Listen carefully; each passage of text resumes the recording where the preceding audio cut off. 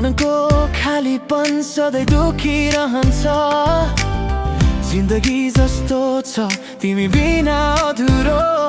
तिमी गइसकेपछि सब कुरा छोडेर